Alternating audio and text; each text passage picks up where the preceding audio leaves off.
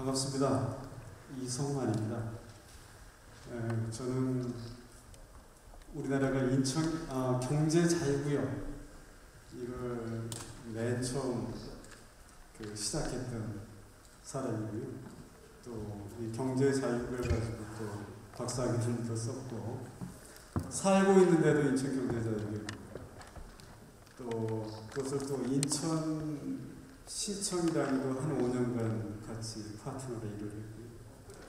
지금도 거기서 조그만 사업을 하고 있기 때문에 사실 경제자유구역의 이론, 실전 이런 것들을 산 증인입니다.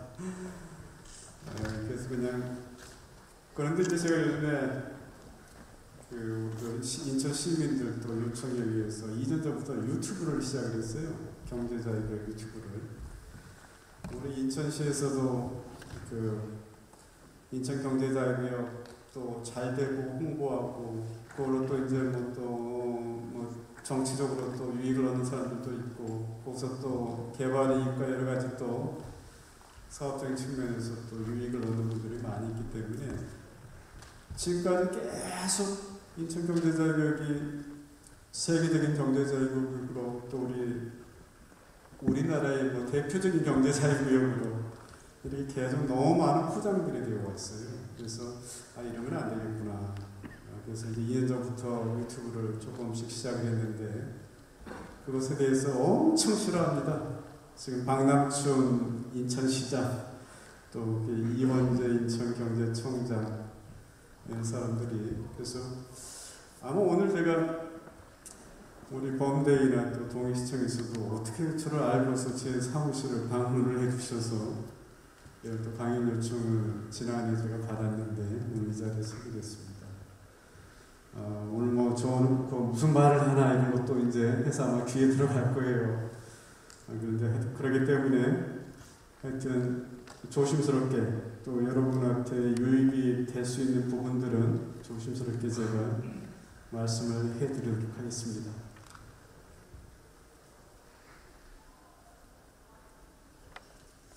이 경제자유구역이 크게 4단계예요. 태동단계, 조성단계, 성숙단계, 또 마지막에 이제 지속적인 단계 이런 4단계로 그럴 수 있는데요.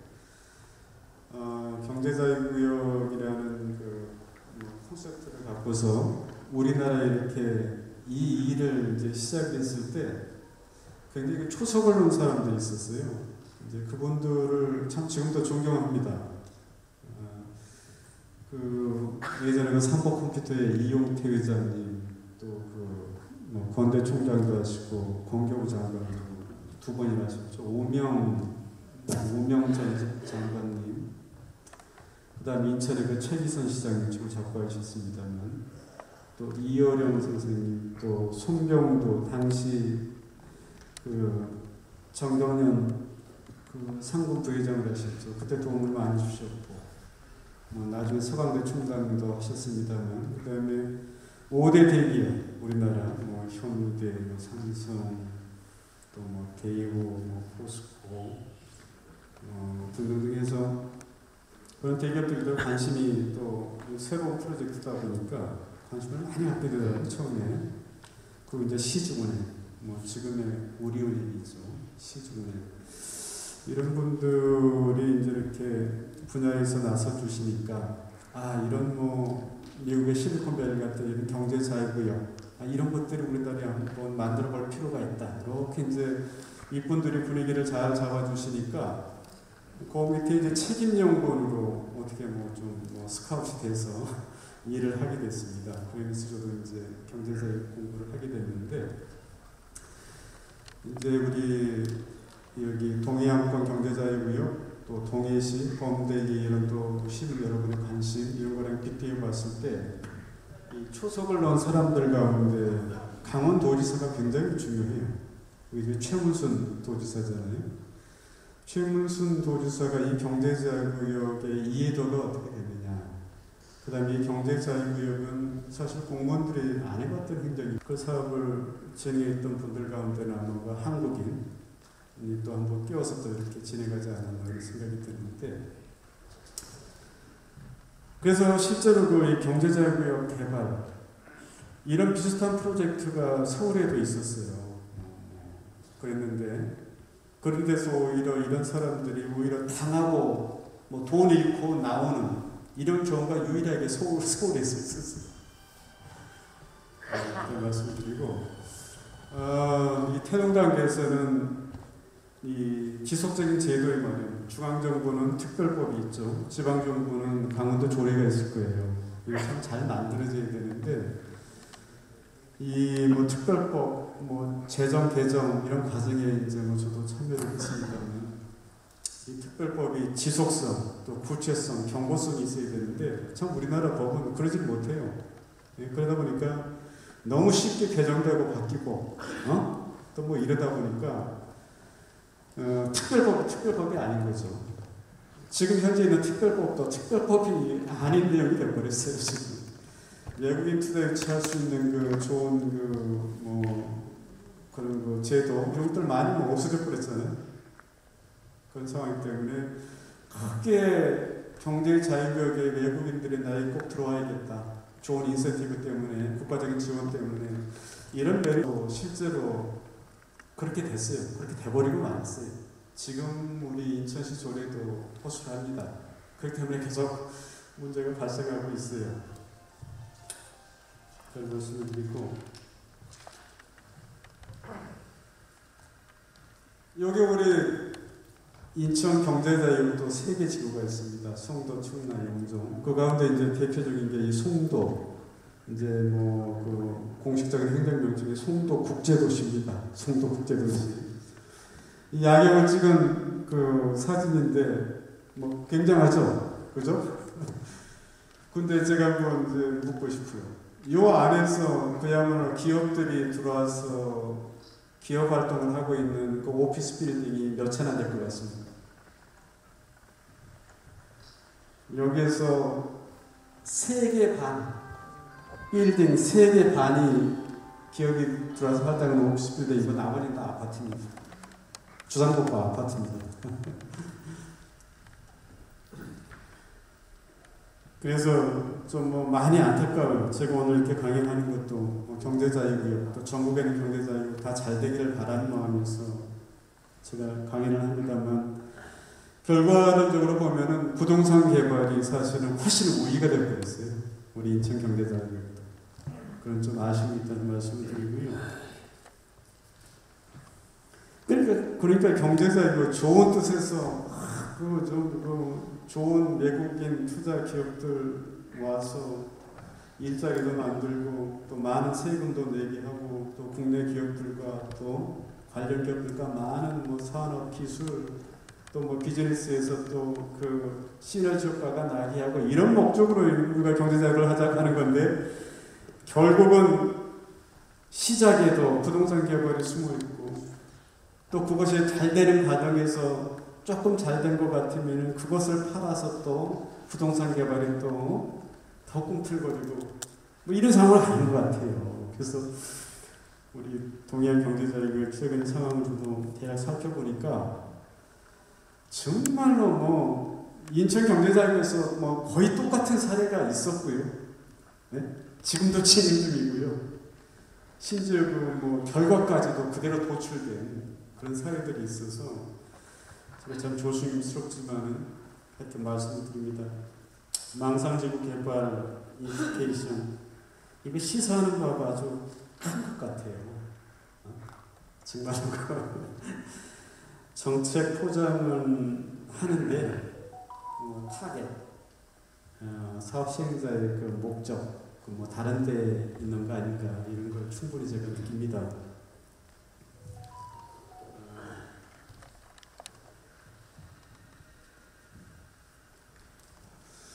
2단계 이제 조성 단계에서는요, 좀 여기가 주의해야 될 것이 기업 유치와 부동산 개발의 사이, 이것을 잘 관찰하는 게 중요한 것 같아요. 그러니까 우리가 외국인 투자 유치하지만은 저 말 속에는 굉장한 맹점이 있습니다.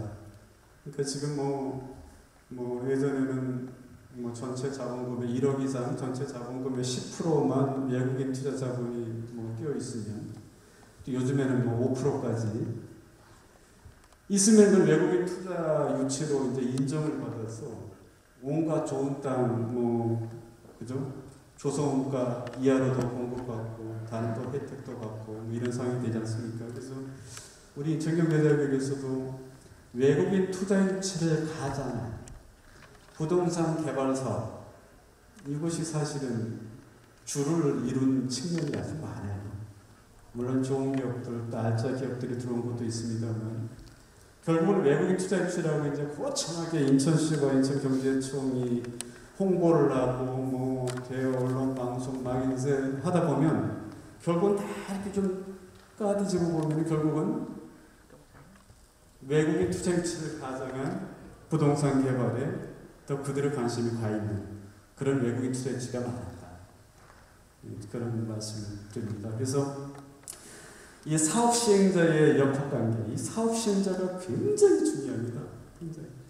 그렇기 때문에 우리 인천경제자유국에서도 어떻게 하면은 저 땅에 우선 사업자 지위를 획득하는 것, 그 다음에 사업 시행자가 되는 것, 여기에 뭐 전력 투구합니다. 여기. 이제 인천경제자유국 같은 경우는 이제 뭐 이 개발 사업 하나하나가 이제 뭐 몇 조 원에 해당하는 거를 이제 대형 프로젝트다 보니까 여기 이제 대기업들이 참여하는 컨소시엄들의 경쟁이 이제 일어나게 되는데요. 그래서 이 사업 시행자를 이 강원도와 또 동자청이 어떤 기준과 어떤 전제 조건으로 얼마나 정직하고 투명하게 지정해 주느냐, 이게 뭐 어마어마하게 중요한 거예요. 네? 어마어마하게. 그러니까는 사업 시행자만 되면은 벌써 이제 부동산 개발 이익에 대한 계산이 탁탁 나오더라고요. 그 다음에 이제 정작 경제자에게 필요로 한 여러 가지 시설이나 요구 사항들은 부차적인 것이 되버려요. 그런 것들이 많더라고요. 그 다음에 사실 경제자유국이라는 것은 이게 국가적으로 봤을 때도 이 지방의 균형 발전보다는 그래도 한두 군데 선택과 집중을 해서 성공 사례를 만드는 이게 중요하거든요. 그런데 늘 우리나라가 좋은 정책을 시작을 하고 수립을 해놓고서는 나중에는 정치적으로 나누는 거예요. 왜? 선거에서 나도 뭐 당선되게 되니까. 그러니까 좋은 거 만들어 놓고 다 나눠먹게 해버렸어요. 그러다 보니까 지금 경제자유국이라는 것이 뭐 지방에 산재에 있는 공단, 그죠? 뭐 산업단지 만들듯이 뭐 그런 식이 지금 되어버렸어요. 나중에 경제자유국의 주목부처인 산자부가 뭐랄까요? 관리, 산업단지 관리공단이라는 걸 만들잖아요. 그런 것처럼 아마 산자부의 경제자유구역 비익단이 있는데 그게 아마 경제자유구역 관리공단으로 변하지 않을까 싶어요. 그러니까는 지금 산자부의 경제자유구역 비익단 그 공무원들도 제가 보니까 좀 오갈 데가 없는 상황이 되는 것 같아요. 딱히 또 경제자유구역에 대한 또 이게 성과가 이제 점점 줄어들고 뭐 이제 국민들한테 내보일 게 없다 보니까 산자부 내에서도 그냥 외진 부서가 되어 있는 것 같아요. 그러다 보니까 저희 인천경제자유구역 청에도 최근에 투자유치 본부장이 산자부 경제자유구역단의 팀장이 된 것 같더라고요. 내려왔으면 무슨 투자유치를 할 수 있겠어요. 그 다음에 동자청 보니까 거기도 뭐 산자부 공무원이 동자청장을 하고 있더라고요. 많이 좀 아쉬움이 들어요. 제가 보니까 가능한 이 동자청장은 이 관료 출신이 해서 좋을 건 없는 것 같아요. 그러니까 새로운 걸 만들기가 좀 어려운 사람들 아닌가 좀 생각이 있어요. 경제자유국, 동해안권 경제자유국도 그렇고 중요한 게 땅, 좋은 땅. 그 다음이 영구적인 조망권. 조망권 아시죠? 볼 수 있는 이 좋은 땅의 위치와 영구적인 조망권, 이것은 아마 지금 뭐 이 우리나라 이 부동산 열풍에서 최고일 겁니다. 그래서 뭐 강원도에서만 여기 제가 봐서는 망상 여기 최고가 아니라 뭐 전국적으로 다 최고일 거예요. 그렇기 때문에 그 욕심을 뭐 당연히 낼 것이라고 보고요. 우리 송도에서도 요 수변가 땅이 평당 한 2,300만 원 팔렸고, 그 다음에 제일 뭐 인기가 좋습니다. 송도 내에서도 또 1위로 또 이사 와서 살려고 하는.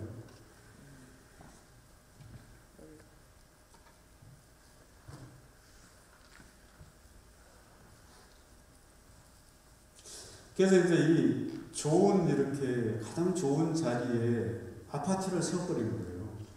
그러면은 이 경제자의 구역의 가치 자체가 훼손이 되거든요. 엄청난 훼손이 돼요. 그 송도도 참 어마어마한 훼손이 되어 있는 겁니다. 그러다 보니까 요 안에서도 주민들의 갈등이 일어나요. 왜 좋은 자리를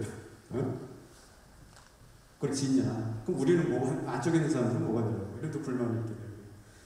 또 경제자의 구역 조성하는 과정에서는 이제 경제자의 구역이 아닌 곳에서 사시는 분들이 많은 희생이 있었거든요. 우리 인천 같은 경우도 이제 바다를 내리다 보니까 시민들 세금으로 많이 기간 인프라 하는데 돈이 많이 들어갔고 했기 때문에 경제자의 구역에서 일자리도 창출하고 또 세금도 많이 걷고 그걸로 인해서 또 이제 구도심에도 이제 또 기여도 해야 되고 이래야 되는데 딱 지역 이기주의가 발생해 버리더라고요.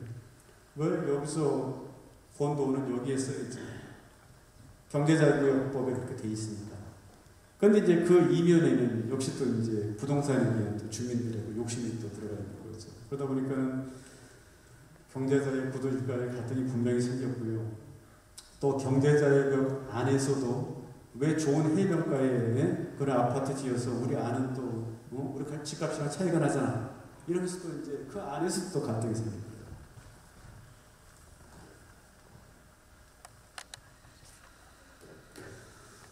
그다음 세 번째 단계는 이거 성장 단계인데요. 이 정책의 목적, 경제자유구역을 만드는 목적. 아까 우리 이제 우리 김 교수님 아까 말씀해 주셨는데 정책의 목적, 정책의 취지를 처음부터 끝까지 잊지 말아야 돼요. 절대 잊지 말아야 됩니다. 그 다음에 이제 주인과 책임의식, 이것도 그냥 잊지 말아야 되고요. 특히 정치인들, 공무원, 언론방송, 시민사회, 시민의 자각과 책임.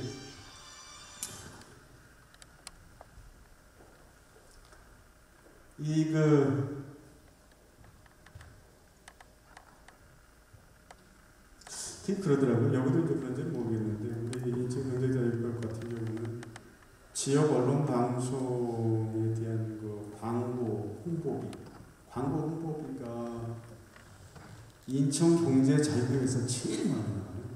엄청나게 1년에 몇백억씩 쓰기 때문에 지역 언론 방송들한테 이제 많은 이제 그 언론 홍보비를 이제 뿌리다 보니까 좀 싫은 소리 또 비판의 목소리가 좀 있어야 되는데 그게 그냥 사라져들더라고요. 그래서 인천 경제자유구역에 대한 여러 가지 비판적인 목소리를 어떻게 보면 저 하나 지금 되고 있어요. 그걸 얼마나 읽겠어요. 그래서 지역 언론 방송들이 자기네들 쓰지 못하고 하지 못한 얘기를 제 유튜브 방송을 통해서 대리만족을 느끼고 있는 것 같아요. 그래서 그런 정도 회단이 우리 인천 같은 경우에 있었어요. 그 다음에 이 시민사회. 우리 이게 요즘에 많이 또 정치 집단화돼 버렸잖아요. 시민사회가 그 짠 소금의 역할을 잃어버린 측면이 많아요. 다는 그렇지 않겠지만. 그렇지만 오늘 우리 검대희 또 위원장 또 여기 모신 분들 보니까 정말 소금의 역할을 하고 계시는 분들 아닌가 해서 오늘 오게 됐습니다. 절대 그 소금의 짠만 잃어보지 마시고요. 그 다음에 일반 시민들은 또 먹고 살기 힘들고 하다 보니까는 이 경제자유구역 일의 진행에 대해서 참 그 알기도 어렵고 또 알려고 하는 시간도 없으신 분들이고 그래서 여러분들이 아주 쉽게 이렇게 전달을 좀 해주셔야 될 역할이 크다. 이렇게 또 활동하시는 거, 전단지 이런 거 보니까 굉장히 정리가 참 잘 돼 있더라고요. 그렇게 해서 동해 시민들이 경제자유를 충분히 알고 정말로 이양할 거면은 멋지게 잘 만드시고, 그 다음에 김 교수님 말씀처럼 안 하려면 아예 하지 말고 소중한 자산으로 기다리고 세월이 가면은 더 좋은 계절도 맞을 수도 있습니다.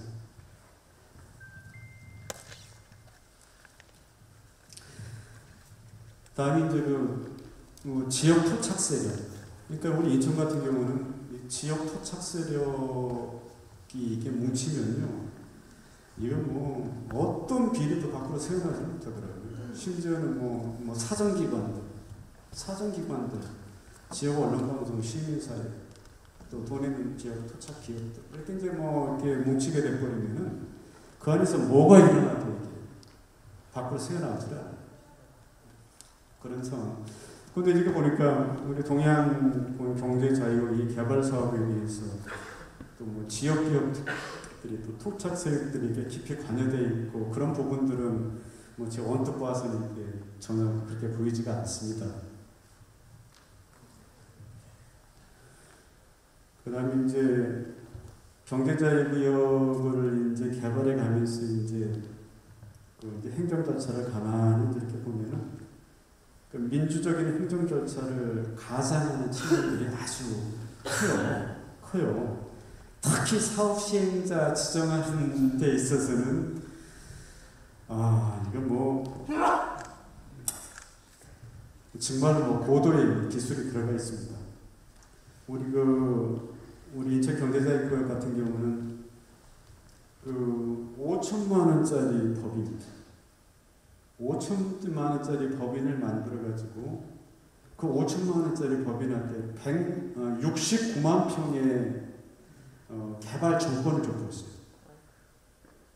인천시장 경제청장. 그래서 그 회사도 이제 페이퍼 컴퍼니 비슷했는데 한 7년, 8년, 10년을 버티더라고요.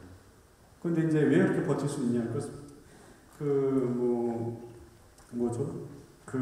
기업과 인천시가 맺은 그 협약서가 있는데 그 협약서 안에 모든 장치가 들어있는 거예요. 버틸 수 있는 장치가. 그래서 나중에는 이 기업을 이제 이렇게 철수하게 하면서 이제 보상을 해줄 수밖에 없었어요. 우리가 860억 정도 돈을 썼다. 그리고 오히려 이렇게 사업을 못하게 된 귀책이 인천시 너네들한테 있다. 이러고 버티니까는 법정 싸움을 하더라도 그 협약서 내용 때문에 지게 생기는 거예요. 인천시가. 그래서 아까 보여줬던 해변가에 10만 3천 평 노른자의 땅을 평당 300만 원에 주고 정리를 했습니다. 그래서 그 10만 3천 평 땅에 이제 수상고가 아파트 올리면서 제 개인적인 예상으로는 약 1조 원의 개발이 가져가는 그런 결과를 거의 나와버렸어요. 그래서 아마 지금 여기 동해안경제자유구역 문제되는 사업 시행자의 다툼도 아마 제가 봐서는 아마 동해안경제자유구역청이랑 또 강원도가 서명한 그런 협약서가 있을 겁니다. 근데 그 협약서 내용을 누군가 전문가적 시장에서 잘 살펴봐야 되는데 아마 그 안에 수많은 장치가 돼 있지 않을까 그런 좀 생각을 해요. 그 다음에 이상하게 우리 또 인천 경제자유구역에서 일했던 그 핵심 두 사람이 또 여기 와서 또 동해안권 경제자유구역을 또 이렇게 또 비난의 대상이 되고 있는 걸 보니까는 또 시민으로서 송구스럽기도 합니다만 그들이 만약 사업 시행자 선정에 있어서 협조를 해줬다 그러면 아마 이 사업 시행자와의 맺은 몇 가지 협약서들이 있을 거예요. 그 안에 사실은 발목을 잡혀 있을 가능성이 높죠. 그렇기 때문에 이 사업 시행자는 굉장히 당당할 겁니다. 아마 앞으로 자신도 당당할 거예요. 그래서 우리한테 계속 사업을 하게 해주든지 그러지 않으면 보상을 하든지 이렇게 갈 거예요. 그렇게 되면은 아마 여기 협약서에 사인했던 도지사들 동자청 공무원들이든 아마 곤란하게 될 상황이 아마 꽤 있지 않을까 그런 생각을 해요. 우리 인천 경제자유에서도 그런 일이 똑같이 반복이 됐었기 때문에 그러면 나중에 정말로 사업하도록 협조를 확 해버리든지 시민들 의견 그냥 묵살하고 아니면은 얘네들 요구대로 그야말로 저 해변가에 그냥 노른자의 땅, 아파트 짓게, 그렇게 떼주고 뭐 손떼기 한다든지 이런 여러 가지 그런 계획을 갖고 있는 건 아닐까, 좀 그런 생각이 들어요. 그래서 제가 이제 오늘 딱 이제 이렇게 조언을 드리고 싶다는 것은, 제가 봐서는 저번에 뭐 동해시 공무원들이든 범죄도 와서 제가 이제 자료를 좀 살펴보고 이렇게 보니까 이 사업 시행자 지위라는 것은 엄청나게 중요해요. 근데 사업 시행자 자격을 얻는 데 있어서 하자가 경제자유구역을 공부한 제가 봐서는 경제자유구역 관련 법을 또 대략 살펴본 제가 봐서는 분명히 사업자 지위에 하자가 있는 것 같아요. 있어요. 그러면은 그 사업 시행자 지위에 대한 그 취소 가처분 신청이라든지, 그죠? 그다음에 사업자 지위의 취소에 대한 뭐 법적 소송이라든지, 여기 아마 직접적인 아마 그 대처가 될 수 있을 거예요. 경제자유구역에서도 실제로 그랬거든요. 사업자 지위를 최근에도 사업자 지위 그 부분에 문제를 걸고 하고 소송이 들어간 게 있죠. 가처분 소송이 들어간 게 있고. 그래서 그런 방법을 한번 좀 검토해 보시라는 좀 말씀을 드리고요. 시간이 많이 갔는데, 여기 보이는 이렇게 이렇게 돌고래처럼 보이는 저게 이제 컨벤션입니다. 컨벤션.